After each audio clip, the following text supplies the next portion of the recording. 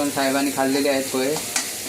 त्यामध्ये protein, vitamins यासारखे बरेच प्रथिने असतात.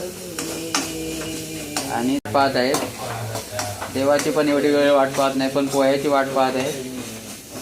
पाहूया. आयुष्यात कधी कुणाचीच वाट बघितली नाही, फक्त पोह्यांची. अशा प्रकारे कांदा परतला आहे, जवळ थोडासा लाल होऊ दे. नंतर आपण थोडंसं मीठ, थोडीशी हळद घालू. हे इकडे नाही मिळत ते. आणि त्यांना ते कसं आहे, जरा शरीराला पण चांगले असतात ते. त्याला आपण रेड पोहा असं म्हणतो. 500 किलोमीटरच्या पुढे हे पोहे मिळतात. आणि सगळे चांगल्या प्रकारे हळद पण मेल्ट केलेली आहे. आणि मिठाचा चमचा कुठे गेला. आणि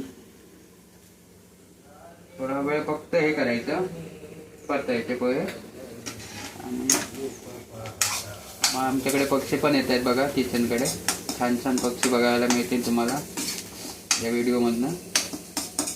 व्हिडिओला लाईक करायला विसरू नका. बेल आयकॉनला क्लिक करा असेच नवनवीन व्हिडिओ पाहण्यासाठी. आता आपण पोहे घालूया. त्याच्यामध्ये आपण कोथिंबीर मेल्ट केलेली आहे. मला वाटतं साहेबांना खूप भूक लागलेली आहे, ते गिरट्या घालत आहेत. अशा प्रकारे पोहे पण आपण घातलेले आहेत. आणि हे रुचकर पोहे आता साहेब खाऊन मला काय ते सांगणार आहेत.